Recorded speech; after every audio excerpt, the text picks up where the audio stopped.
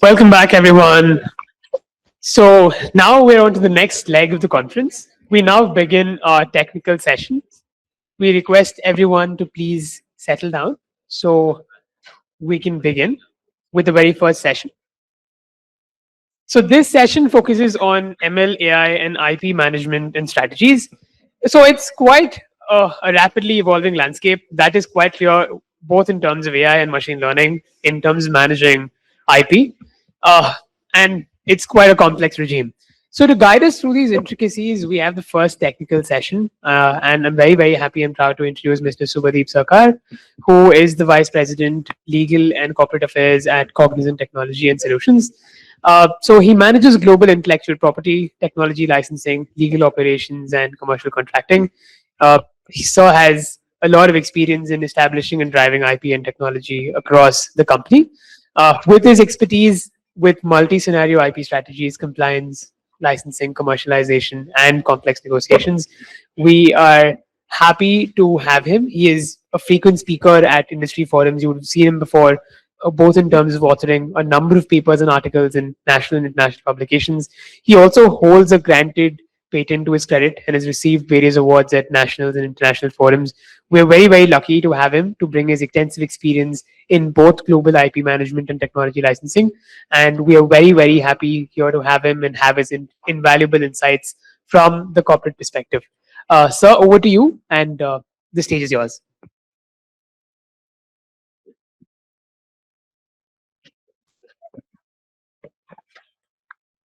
Good morning, everyone. Happy to be part of NALSA yet again. Always enjoy coming to this campus. Thank you so much for the invitation.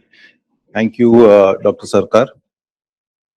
Dr. Sarkar has been my professor also in NALSA, so privileged to have know him personally. Now, the topic here is a very vast topic that I've been given, and with the limited time, and I know there are other speakers also going to speak on the similar topic.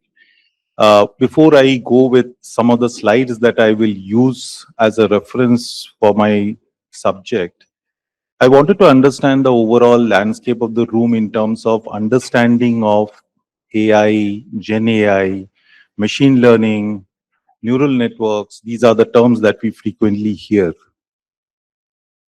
I'm assuming that most of you would know these areas at a high level, not being an expert. Great.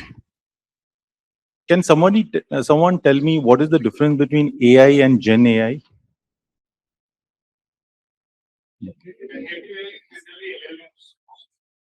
Mm-hmm.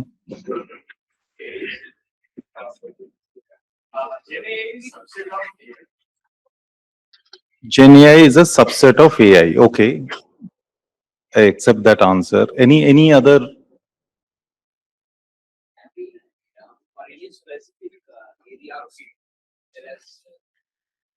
Answering queries from the available huge data which is generated and stored. I think that is a very good answer. Just to give you one context, and I know that, it's very difficult to explain the difference, and it's not that it's a defined term and you just, define the terminology. One of the examples that many people use to distinguish between these two, say for example, you have a black box and you are trying to train the black box. It's like, see, the whole concept of AI works like how we teach a child. Sometimes we teach the child through a structured training. There could be unstructured training, and these are the terms that are used for training AI devices, right? Now, if I were to do a structured training to a child, what I do is, and I want him or her to understand the animals, different type of animals. So I'll show a tiger, a lion, a cat, a dog, etc. And I will try to train. And this is a similar thing that happens in AI also, where you're trying to teach this black box. And then after the training is over, you will ask your child showing the photo of a cat and saying that, what is this? The child will say cat, right? Or the black box will pop up saying it's a cat. It's AI. because the child has been trained. Now, instead of this, now I tell the child, please draw me an image of an elephant. Now, that is where the generative part comes in, where the knowledge, the structured learning or the unstructured learning generates that particular image of an elephant they are generating, which is what uh, one of the you had mentioned. So it generates, right? Now, the problem comes is when you are showing a simple AI, when they are recognizing an image, it's an easy thing. It is already there. You are just identifying. It's a tick. The moment it comes the word generative, in the legal parlance, the situation changes because the moment you generate, then the whole concept of IPR, ownership, who owns what, whether you have stole it from this person, you have used this as a reference, have given right attributions, all these problem comes. Till AI, it was fine. But then the generative AI changes the scenarios. And the underlying technologies are, all this machine learning or neural networks that happens to do all this, and which is now consolidated into this LLM models that we usually have. So with this, let us look at some data points. I usually like to start with some data points.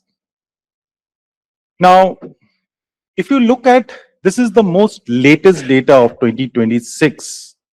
It's, you want to switch off the lights?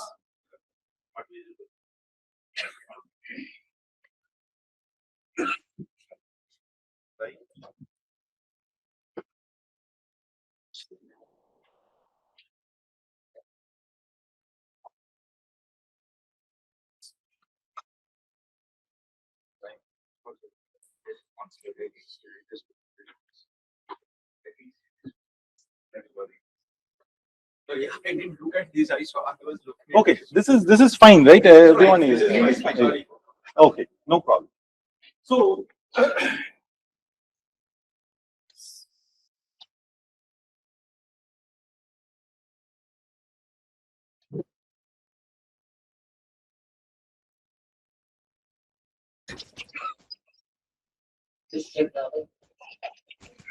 yeah, sorry. Yeah. Now, if you look at this particular data, which is of 2026 data, it's a data. It's part of the research done by Cognizant Research. We have a research group who analyzes some of these AI data, and I have used some data from them. Now, if you look at the jobs impacted in some way by AI, in 2025, the original forecast was 90%. In 2026, the data has changed to 93%. Now, if you look at jobs significantly impacted, it has increased again to 69%.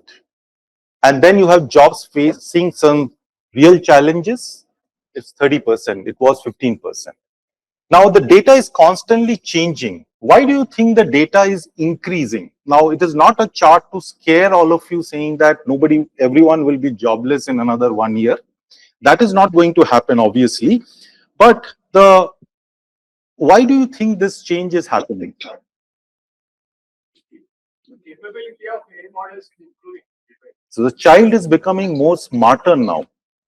Earlier, you started by showing the photos of animals. Now, the child itself is trying to learn, create new animals, animals which are getting extinct, which you have not shown them a photo, they are able to recognize, draw on their own.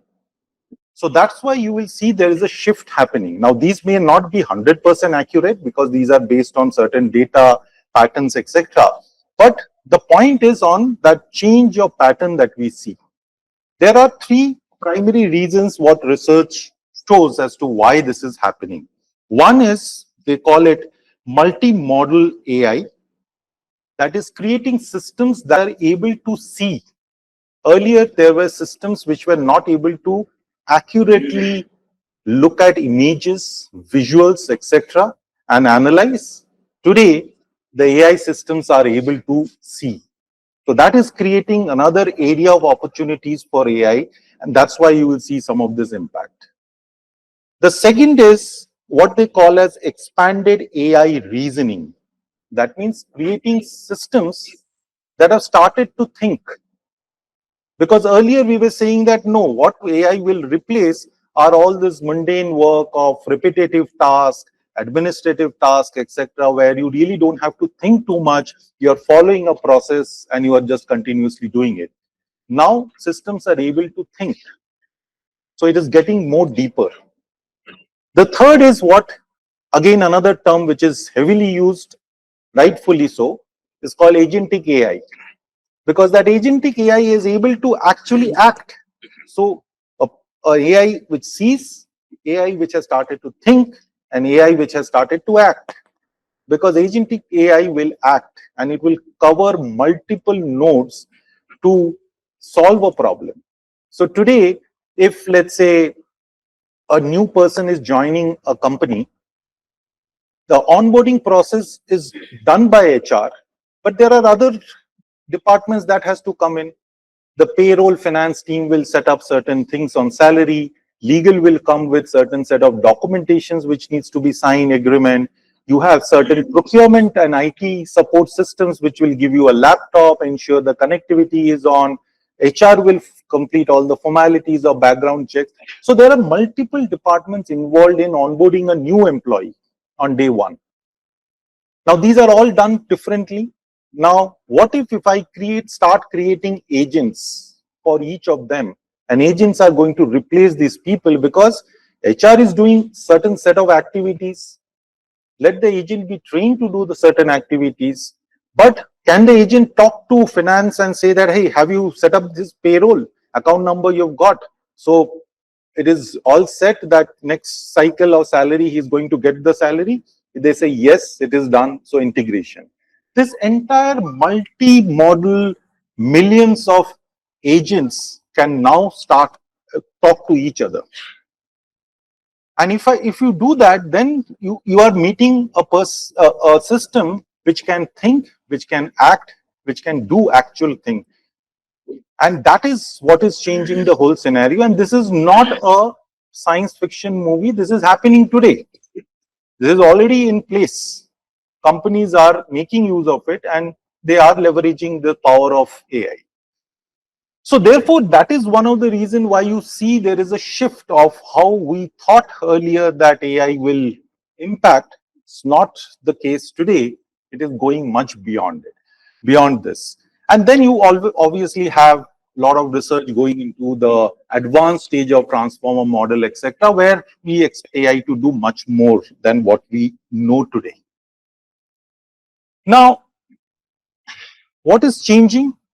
So obviously, the whatever I told now is why you see the chart changing. But what we need to do to adapt ourselves so that we don't become redundant in the market today, right? And when we say we, is not only about lawyers, it is about anyone. So the first point that we focus is consider how AI could expand into physical and operational layers of work, which essentially means it is not the daily task or the mundane task. You have to get into a scenario where the system is able to understand, think, and then act. For example, let me give you an example. There are activities where a person A and a person B, let's say they are medical professionals, right? Now, both of them are qualified, both of them are expert in their own field in the, let's say, the same field, and they are treating two patients. Now, they will not be identical in terms of the treatment because some of it will come through experience and how they have been trained, how they have learned, etc. So therefore, some of this comes as an experience and people may say that AI may not take that experience. Fine, it may not replicate that experience, but can help you do certain activities. So therefore, if what that person will have is a nurse assisting the doctor. Now, instead of nurse, you have an agent, right? Now, that agent will actually start helping and will start to think. And that is where the whole point comes, saying that can I have an AI which will start helping me? So for each operational level or each of those physical activities that we do, AI will have to start getting embedded.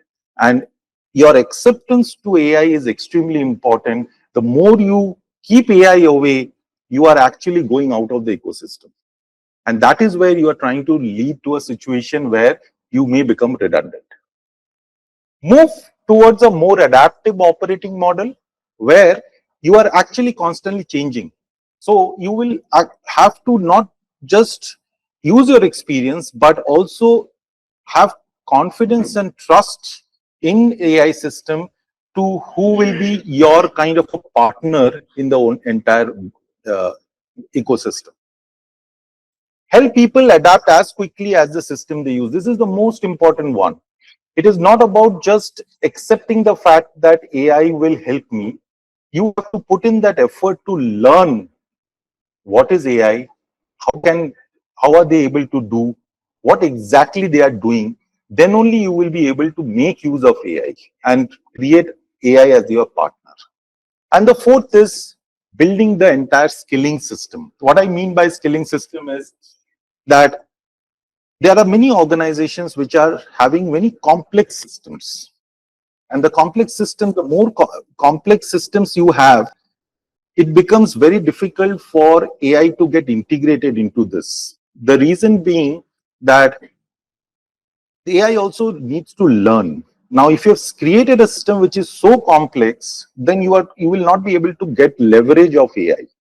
Now, you might say that, okay, good for me, I'll have people do this work, but you are becoming non-competitive in course of time. You are not, you're becoming, your competitors will go in front of you if you are not able to do. So therefore, you will have to build your systems, break up your systems, simplify your systems for AI to come in and assist you. So these are the four recommendations that are there for industry in terms of how you make the changes.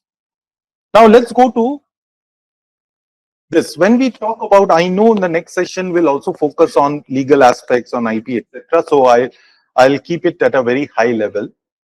But if you look at AI, Gen AI, machine learning, neural network, whatever it is, there are three broad issues. One, of course, is the IT issues that we are going to talk about. I'm also going to talk about certain things on ethical issues, which are extremely important. And then data protection and privacy always has been a important aspect. Now, anybody who knows this case? Hmm? Yes. The copyright issue. Yes. This, Correct. Correct. Now, this is a very interesting incident for people who don't know. This is an old story, 2011. David Slater, the wild photographer. I hope you have not used this case study in your presentation. So, David Slater was a wildlife photographer. He left his camera unattended for some time. And this particular monkey started taking photos, including selfies, knowingly or unknowingly. And then this association, PETA, was Ethical Animal Welfare Association, filed a case claiming that the copyright should be with the monkey. Okay. And finally, with all the proceedings that happened in the court, it came that the animal cannot own the copyright.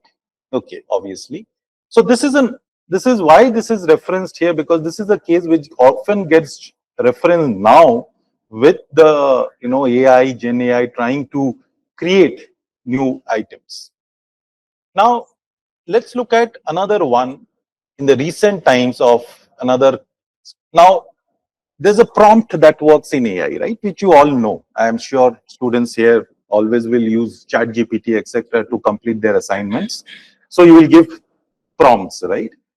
Now, I don't know whether this is really readable, but I'll read it out for you. The prompt that is given is professional photo, bespectacled cat in a robe reading the Sunday newspaper and smoking a pipe, foggy, wet, stormy, 70 mm, cinematic, highly detailed wood, cinematic lightning, intricate, sharp focus, medium shot, all that. Okay. So this was the prompt that was given, and Gen AI happily came out with this output. Now, if you look at this in the cat picture, what it says is the prompt does not specify the cat's breed or coloring, size, pose, anything of that, those attributes. So therefore, there can be multiple versions of this output that can get generated by the same LLM or different LLM. So therefore, nothing in the prompt indicates that the newspaper and all that is there. The fact that identical prompts can generate multiple different outputs further indicates a lack of human control and hence cannot be protected by copyright, because the human becomes very important. That is how some of the courts are interpreting at the moment. We don't know what holds the future. We will have to see. Now let's look at some of the data relating to patterns. This is from WIPO data on Gen AI data. And this data shows that, look at when the release of ChatGPT happened and how the numbers have significantly increased. But people have been filing patents on these technologies because neural networks and machine learning has been there for ages, right? So obviously, the applications of those technologies is what we currently see vastly in Gen AI, etc. So there have been patents filed and companies are also investing. And if you look at the top patent owners, you obviously have which country leading? China.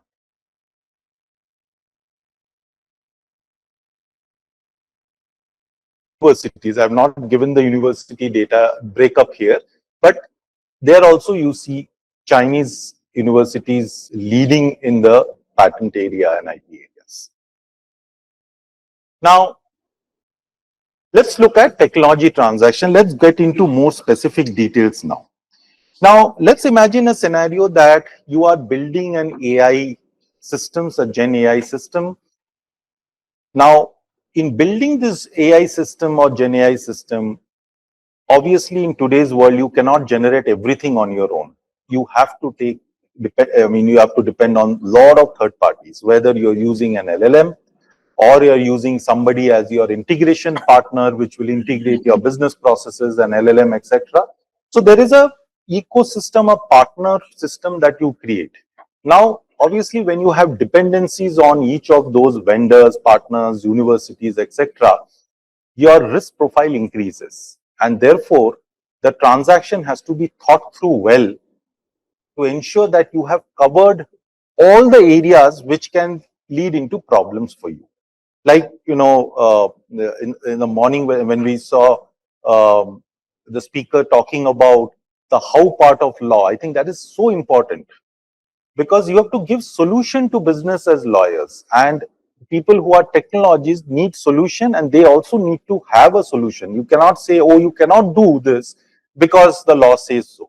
So if you decide that if I can meet with an accident if I go out with my car, the best solution is don't buy a car, right?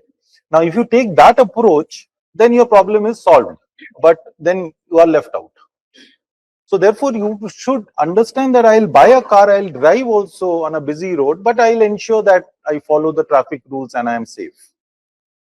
So what I have done is I've divided the main areas into 5 parts. So you have software. What are the important areas that you need to see on software part? Right to use feedback. So therefore, if you are working, let's say, with a client or with an end user, if that person gives a feedback in any form, have I obtained the right to use the feedback? Extremely important. Second is use of customer data. There may be scenarios where you will use your customer data to train, you will use your customer data to do certain analysis, store the data, whether you have the right and licenses. See, some of these have not changed fundamentally. If you look at 10 years ago, you had certain things called sentiment analysis. Anybody heard about sentiment analysis? Which is maybe more than 10 years ago, where basically you are understanding the buying behavior of a person or a spending behavior. Okay, I buy this particular color of shirt from Shopper Stop, etc. And these are data were all stored. And then when I go near a Shopper Stop, they used to send a message saying that the nearest Shopper Stop is this, and you know what, you have this color shirt available. Would you want to see? What are they doing behind the scene? They are training their system with your buying behavior, doing a pattern analysis, understanding your sentiment, and doing a target advertisement. Now, at that time, nobody had any issues. Did we go and sue Shopper Stop saying that why have you trained our system? Now AI comes in, people have suddenly become very cautious about training data. My data becomes so important that I cannot train. It is important, but it was always there. Okay. So therefore, the awareness has increased, and therefore you have to ensure that you have the right to use and you have the proper licenses and contract obligations to use. IP ownership becomes very important. Who owns what part of the IP, and whether it will be a shared IP, it will be IP that may not be owned by somebody, etc. All that needs to be very well determined depending on the system. IPR indemnities in a contract becomes very important. What are the liability positions, or who indemnifies what for which part of the dispute? Very important. Then third-party licenses, because you are using certain third-party LLMs, you are using certain third-party softwares, etc., integrating into your system. Please take the trouble of reading what are the rights that they have given, what are the restrictions that they have given. It is not that, I get an I accept and I click and I say I am saved. Okay. Those days are gone. End of the day, a contract is an English document. Okay. There is no rocket science. Contracts have become very simple, unlike 10 years ago where nobody, even lawyers, struggle to understand what is written there. But now people are making it simple. So please read those as a, if you startup kind of a scenario. Second part is data. Data relating to data inputs, right access, confidentiality, data storage, data breach, personal data. All these are extremely important. How you collect the data, what type of data, what restrictions are there. See, sometimes due to lack of knowledge, knowingly or unknowingly, a customer or a vendor may try to put certain data definitions under confidential information, and confidential information may have a higher liability or indemnity.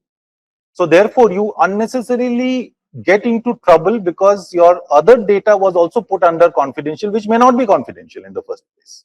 So therefore, understand the difference if we are talking about really confidential data, or it's a general data can be used for training or for other purposes. So you have to get into more specific details. How do you store data? What are the precautions that you need to take when a data breach happens? Who needs to be intimated? And there are relations around intimation, notification, etc. So you need to understand, because that becomes the second most troubling issue, but it is all solvable. The third part is security and hosting access, where anything relating to how you protect your data, what are the security protocols, what are the hosting protocols. If you are hosting, obviously you will host in a third party. What are the third party terms and conditions? What are the access rights? All of them comes as the third bucket, which becomes very important. Fourth, of course, is the contract, where different provisions are important, whether it is definition of AI systems. How is AI systems defined? That is very important, because that has linkages to your IPR protection, your indemnity, your data related provisions.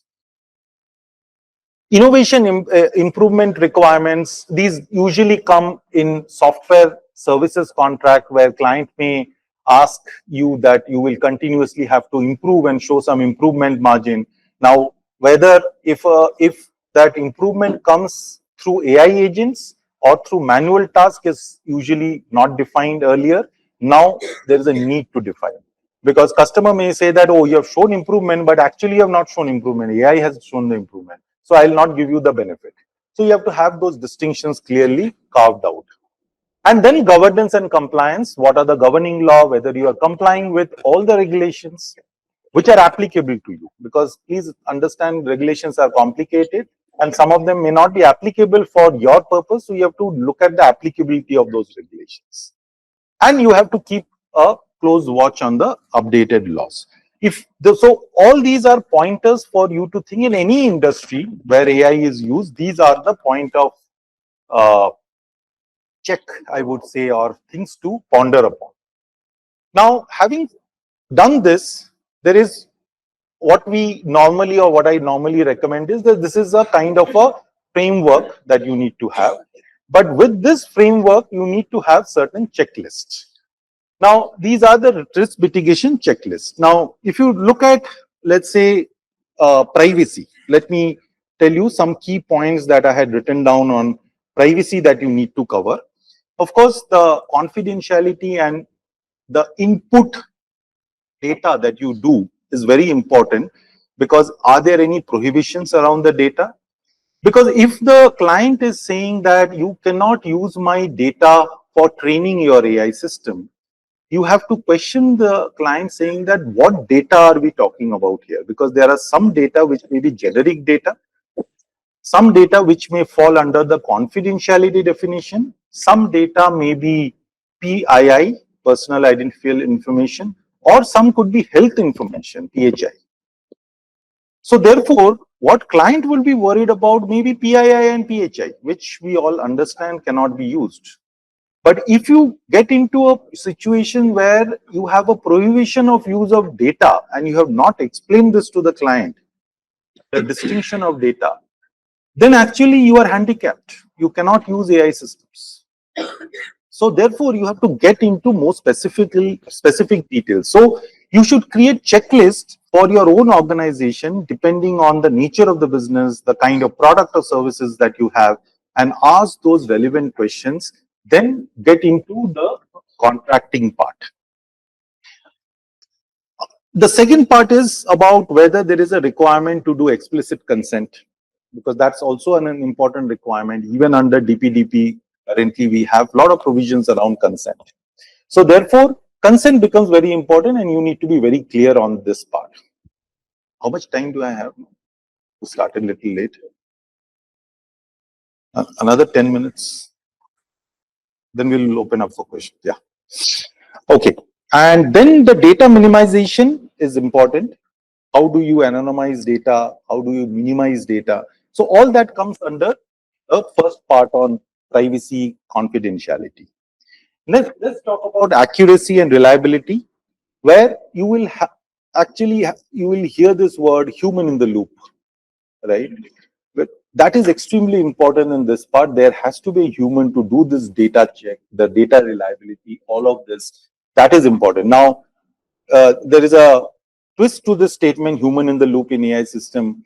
All the people who are, creators, designers, fine arts kind of a thing, where they are worried that AI will, completely change. They finally feel that instead of calling human in the loop, they call AI in the loop, because they still feel that they are the, people, creators, okay, and they feel that AI can aid us, but they cannot think like us. So they call it AI in the loop, but the general term which is used elsewhere is human in the loop, because of this particular aspect of accuracy and reliability.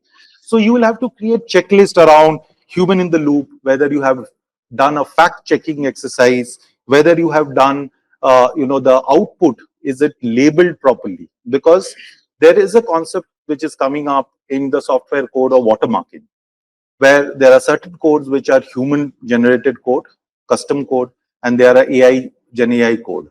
So the watermarking of Gen AI code is different. So tomorrow, if there is a discovery process for litigation that happens, then you can actually use those watermarking.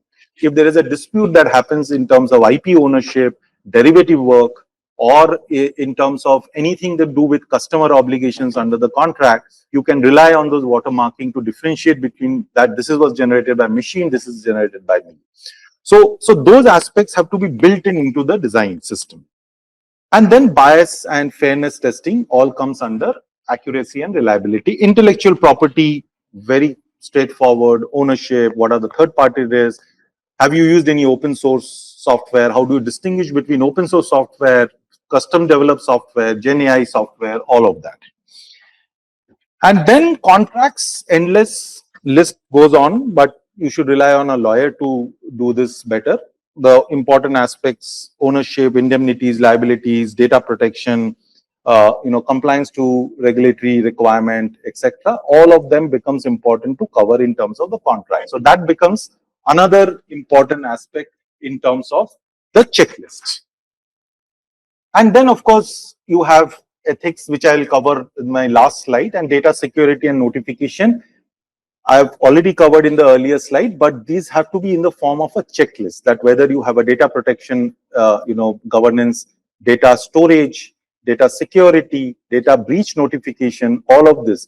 If you create these checklists under each of them and run with your system that you have developed, or you are using a third party and checking all those that are there, your risk is minimized to a large extent.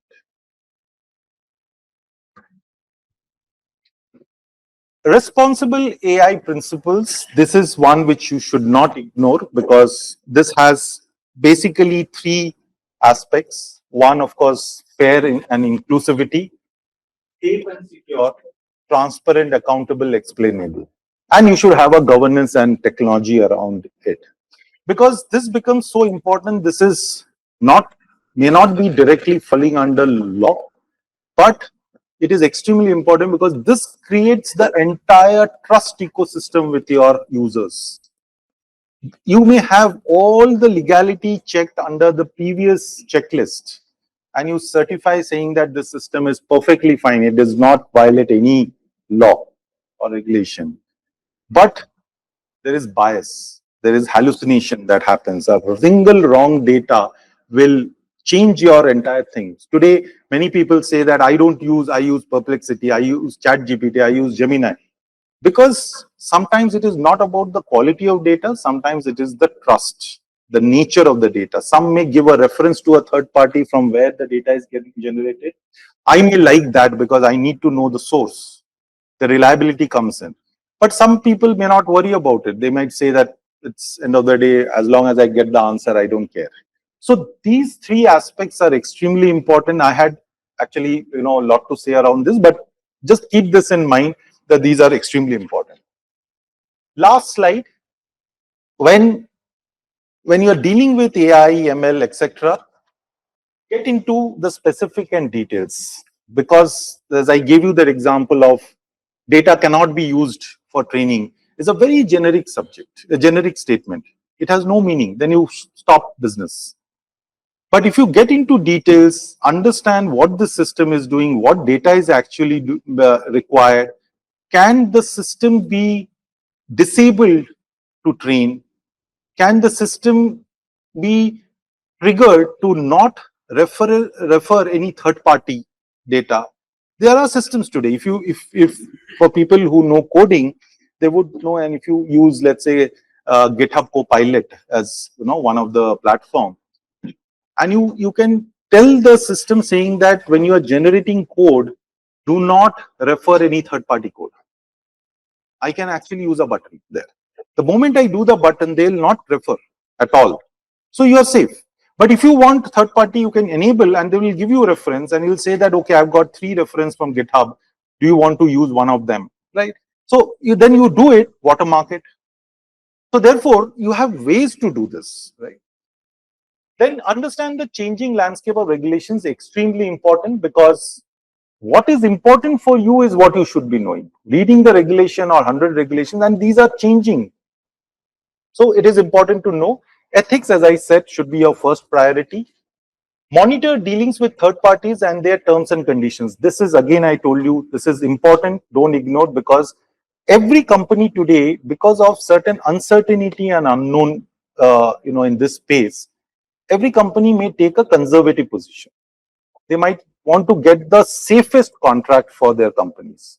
Now, if you get into that safe zone, there is a conflict. I want a safe contract for my company, and then a third party I'm dealing with, Apple, Amazon, whatever, and they also want a safe. There's a no negotiation stage we get into.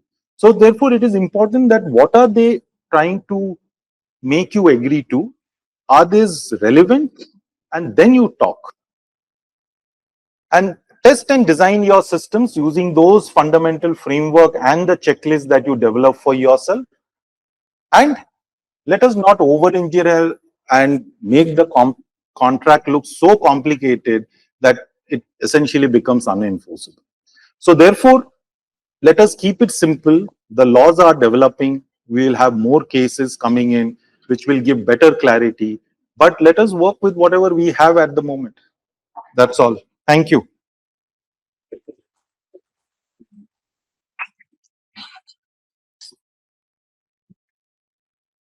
Oh, by the way, any questions? You can take one or two questions. Yeah. Yeah, there are two.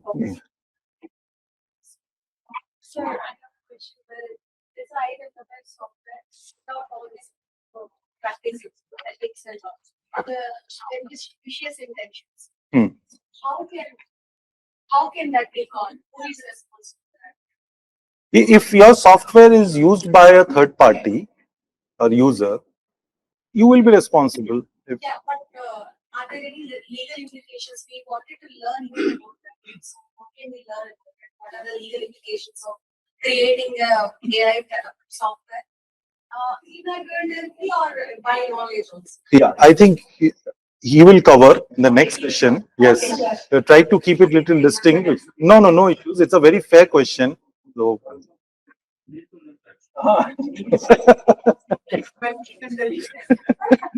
See, but that matter in general. Because who is exactly taking care of it? Because at the end of the day, I'm the victim. I'm not the creator, but I would be the victim. Everyone else. Sir, can I comment on this? yeah, please. Yeah. Basically, put it for the larger audience, right? The question is that she is developing a software. I'm not. No, she means anybody. Ah. Okay, let us say. Anybody is developing a software, and now for the lack of their knowledge, they do not pay attention to that from which our sources I am Yes. collecting the software. But the intention is, let me make a product which can be sold in the market and I can make money. But now they are not giving any regard to the rest of the software which has been utilized to make the product. That is the question, right?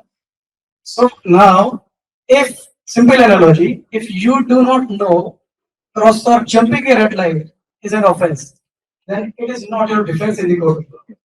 So we have to know the rule of the game. So now the licensing in the software space is a clear rule. If you take a GNU or GPA license, then it says the rule is generally people ignore it. That if you say that somebody has written a software and they call it as an open source. Open source does not mean free. Open source is saying you can see my source code, but if you are going to use my source code and you are using it for the commercial purpose, then you have a legal obligation to make it open. You cannot take my phone, modify it, and make the money. And this phone came to you for free.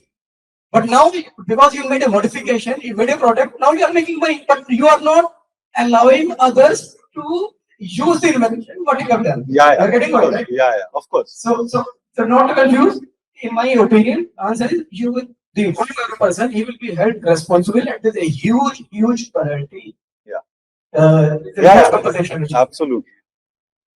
Sorry, sir. No problem. It's a valuable input. Yeah. It's a good presentation, sir. So my question is regarding the consent. So if you see most of the LLM models like Perplexity, ChatGPT, Gemini, and all of them, they're taking information from various sites, right? Yeah. For example, if you take health-related information, health like WebMD, if it's at the top sites in the world, they took like 25 years to reach that level. Right? So before ChatGPT, even I've seen their traffic. Healthline was number one with around 23 crore hits per month. It is about 6 or 7 crores per month. So these LLM models are taking all information from the sites where people have spent a lot of time to write those articles, and they're just giving that information in their platforms. Right? So obviously, I don't know whether they have given the permission or not. Even if we have not given the permission explicitly through robots.dht file, so these sites are using different methods to extract the information from the sites. So in what is the legality in that? In which way it is legal actually for them to take the information? Because for writing an article actually takes a lot of time, right? We need to put a lot of Correct, correct. Now Yeah. let's look at a scenario where, you know, if it, please never see. So if it was not there, let's say LLM was not there, and I had to reference certain documents externally to write a paper or anything, what would I typically do? I'm taking an information from a website. Now, forget the paper. If I'm using it for some purpose which will be public, right? I have to first understand what is the disclaimer language of the website. Or in certain cases, if the language says that you connect with this email ID to get explicit permission for certain fair use or whatever the terms, I have to go. So essentially, that is the terms. Now, whether Perplexity or any of these LLMs have taken permission or not, that we don't know. But if there is a requirement for consent, they'll have to comply to that consent. Right. Now, you can argue saying that, okay, I've spent 20 years, creating such a large database. Not matter. Even a Henry Ford and all the horse carriage people should assume Henry Ford. That is the nature of capitalism. Correct. and innovation. Correct.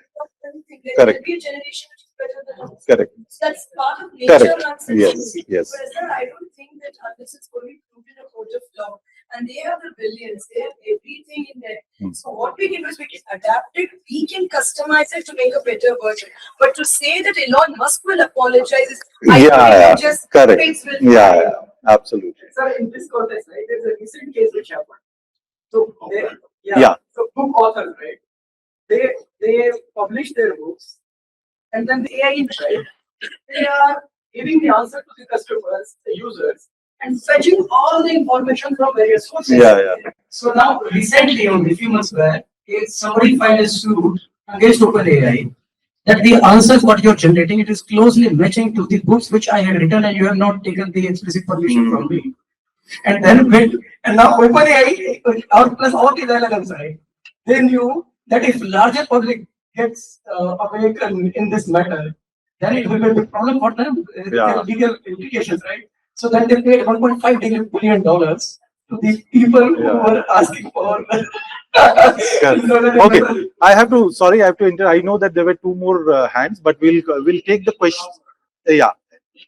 So the questions to the point that twist Yeah. And we do that offline. Ah. Out there, yes, I'm there. So we'll address the other two questions that people had. So yeah. Thank you so much.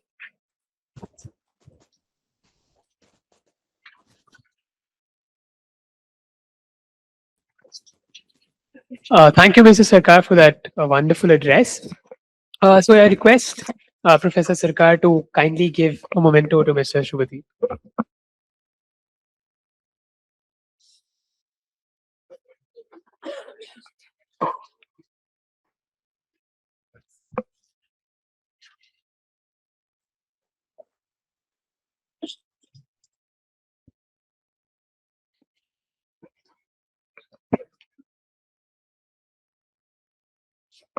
All right, so that wraps up the first technical session.